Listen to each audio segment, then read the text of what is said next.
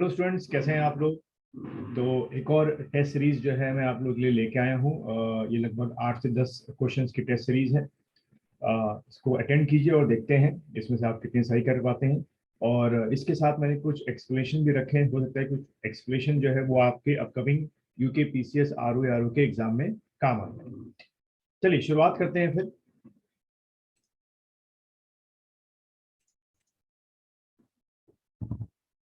चलिए भाई, पहला क्वेश्चन आप लोग देखेंगे क्या हो सकता है इसका आंसर। तो पहला क्वेश्चन मैं आपके सामने रख रहा हूँ।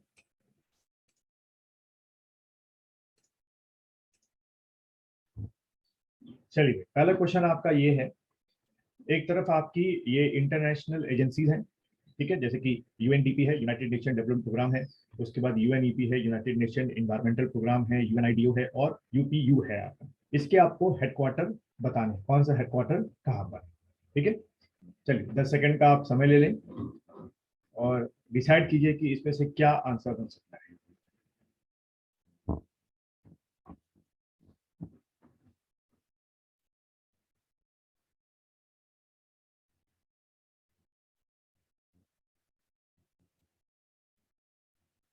चलिए, आप लोगों ने मेरे ख्याल से आंसर इसमें से चूज कर लिया होगा। तो इसमें से देखिए, अगर आपको दो शुरू के पता है, यानी कि अगर आपको यूएनडीपी के बारे में पता है और यूएनईपी के बारे में पता है, तो आप बड़े आराम से जो है इसका आंसर पता करेंगे। जैसे कि अगर मैं यूएनडीपी की बात करूं, यूनाइटेड नेशन एनवायरमेंटल प्रोग्राम, तो जो इसका हेडक्वार्टर है वो आपका है अमेरिका, न्यूयॉर्क। और अगर मैं दूसरे की बात करूं, यूनाइटेड नेशन एनवायरमेंटल प्रोग्राम, तो इसका जो हेडक्वार्टर है वो आपका है नैरोबी। तो अगर आपको दो पता है, यानी कि ए का आपका 4 और बी का आपका 1, ठीक है, तो इसका आंसर बड़ा फटाफट निकल आएगा और वो होगा आपका ऑप्शन बी। उम्मीद है आप लोगों ने ये सही किया होगा। अब अगर इसका मैं कुछ एक्सप्लेनेशन आप लोग को दिखाऊं, तो जैसे कि आप देख रहे होंगे, UNDP United Nation Development Programme जो है ये कब बना, 1965 में बना। हेडक्वार्टर इसका जैसे मैंने बताया न्यूयॉर्क आपका यूएसए में है। और डेवलपमेंट एंड पॉवर्टी रिडक्शन जो है इसका एक तरीके से ऑब्जेक्टिव है। और क्या भारत इसका मेंबर है? हाँ, भारत इसका जो मेंबर है। दूसरा, अगर हम बात करें यूनाइटेड नेशन एनवायरमेंटल प्रोग्राम की, तो ये यूएनईपी जो है वो 1972 में आपका बना था। हेडक्वार्टर इसका नैरोबी केन्या में है। और जो इसका ऑब्जेक्टिव है या जो इसका फील्ड ऑफ वर्क है वो आपका क्या है, एनवायरमेंट को सुधारना है आपका, और इंडिया जो है इसका मेंबर है। देन इसी में दे रखा था UNIDO, united nation industrial development organisation, यानी कि यूएनआईडीओ, ये आपका 1966 में बना था। इसका हेडक्वार्टर आपका वियना ऑस्ट्रिया में है और रिलेटेड टू द इकोनॉमी आपका ये काम करता है। देन नेक्स्ट क्वेश्चन देखेंगे आप लोग। सेकंड क्वेश्चन है आपके सामने, 15 सेकंड दीजिएगा। Which of the following is a cultural organisation, यानी कि इन चारों में से वो जो ऑर्गेनाइजेशन है वो कल्चर का जो प्रिजर्वेशन है, कल्चर का जो प्रोटेक्शन है वो आपका मेन तौर पे करता है। 15 सेकंड आप लोग लेंगे और 15 सेकंड में डिसाइड करेंगे इसका आंसर क्या हो सकता है।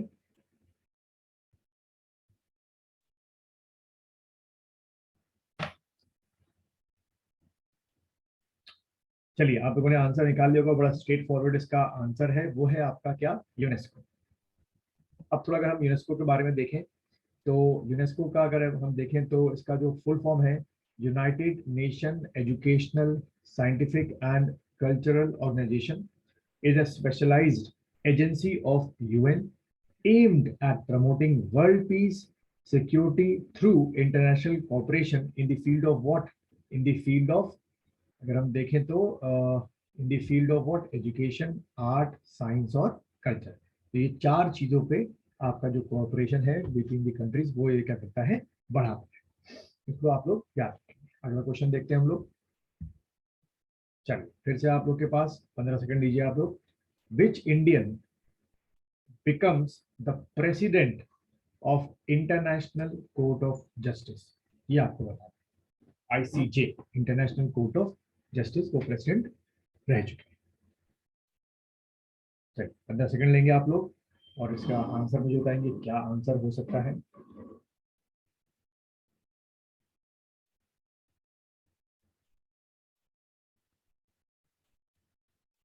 चलिए, आप लोगों ने आंसर कर लिया होगा। तो इसका जो आंसर है वो है सी, चार्ली, यानी कि डॉक्टर नागेंद्र सिंह जो है वो इंटरनेशनल कोर्ट ऑफ जस्टिस के क्या प्रेसिडेंट जो है वो रह चुके हैं। इसका कुछ एक्सप्लेनेशन देख लें जो मैंने आप लोगों के लिए बनाया है।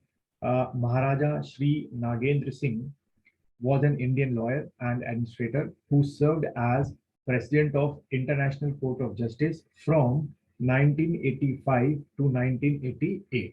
तो कई बार वो आपसे टेन्योर भी पूछ रहे हैं तो आपको टेन्योर जो है वो याद रहना चाहिए कि 1985 से 88 तक थे। He was one of the 4 judges from India to have judge of international court in the Hague। तो ICJ कहाँ पर है? हेग में है।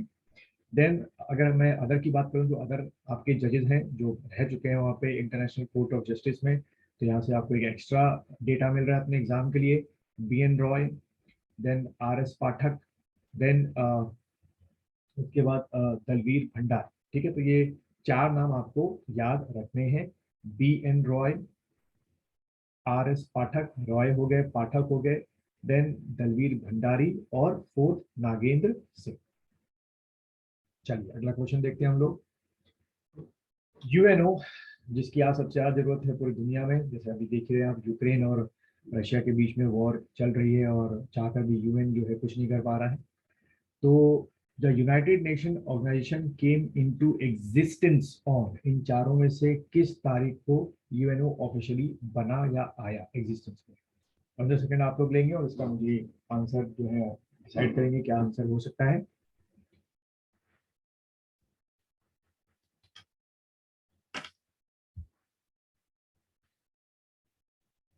चलिए आंसर आप लोगों ने डिसाइड कर लिया होगा। तो इसका जो आंसर है वो है आपका ए, यानी कि अक्टूबर 24, 1945। ठीक है, इसका थोड़ा सा एक्सप्लेनेशन देख लेते हैं हम लोग। 4 months after the San Francisco conference ended, the UNO officially began on 24th अक्टूबर 1945। तो आप कह सकते हैं यूएनओ जो है एक तरीके से किसका आउटकम था? तो आप टिक करके आएंगे सैन फ्रांसिस्को कॉन्फ्रेंस का। when it came into existence after its charter has been ratified by, किसने किया था? चाइना ने, फ्रांस ने, सोवियत यूनियन ने, उस समय का यूएसएसआर, और चौथा आपका यूनाइटेड किंगडम यूके, और पांचवा आपका यूनाइटेड स्टेट्स ऑफ अमेरिका। चलिए अगला क्वेश्चन देखते हैं। अगला है which UN body deals with population problem. ठीक है, which UN body deals with population problem. चलिए 15 सेकंड का समय आप लोग लेंगे। क्या वो यूएनडीपी है, क्या वो यूनेस्को है, क्या वो यूएनएफपीए है, या वो यूनिसेफ है?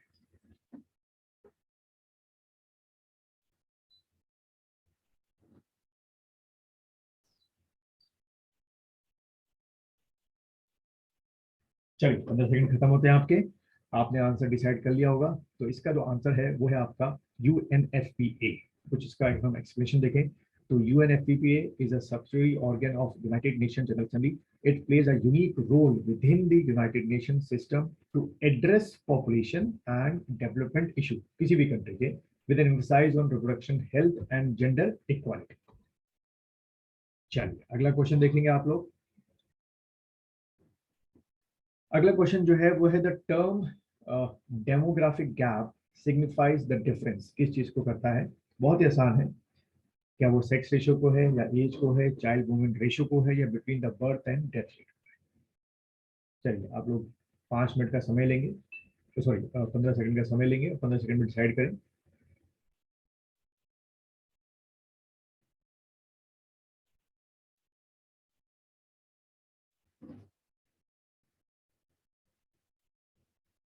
चलिए भाई आप लोगों ने डिसाइड कर लिया होगा। तो इसका जो आंसर है वो है आपका स्ट्रेट फॉरवर्ड डी, यानी कि between the birth rate and death rate का जो गैप है। अगला क्वेश्चन देखेंगे आप लोग।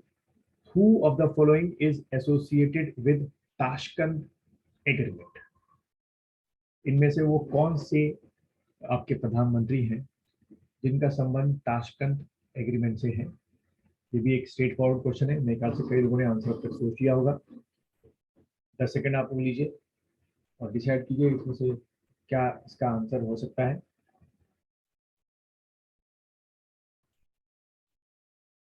चलिए तो इसका आंसर क्या है?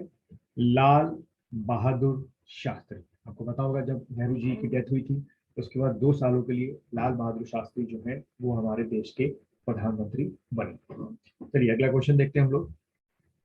इन which year Khelo India programme started by government of India? आपको साल बताना है कि किस साल खेलो इंडिया प्रोग्राम जो है वो भारत सरकार ने शुरू किया। तो अभी खेलो इंडिया स्कूल गेम्स होते हैं, खेलो इंडिया यूनिवर्सिटी गेम्स होते हैं, तो बहुत अच्छी चीज़ है, promotion of the sports activity between the childrens. तो उम्मीद है इसका आंसर आप लोगों ने सोच लिया होगा। इसका आंसर है 2018।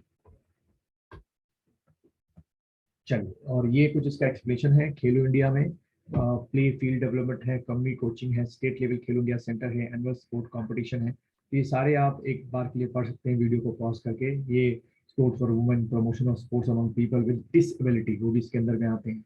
ठीक, अगला क्वेश्चन है के बीच में, Bhutan touches the boundary of how many states of India? यानी कि भारत के कितने राज्य भूटान से बाउंड्री शेयर करते हैं? क्या वो 4 हैं, क्या वो 3 है, क्या वो 2 हैं, या इनमें से कोई है?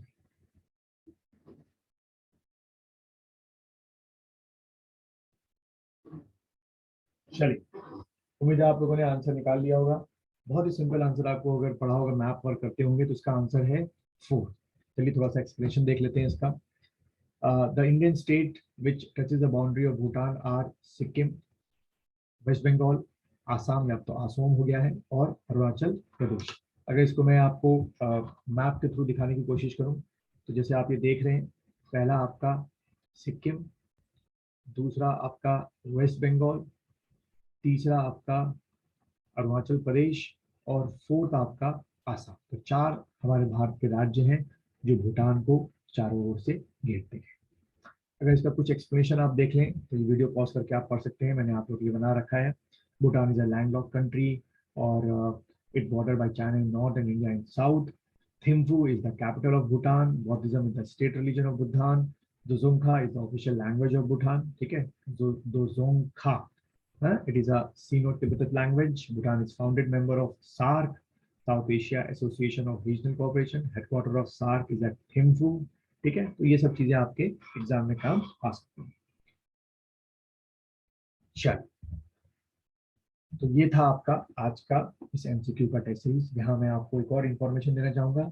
अगर आप चाहें तो इसके लिंक में, वीडियो के लिंक पे मैंने डिस्क्रिप्शन दे रखे हैं।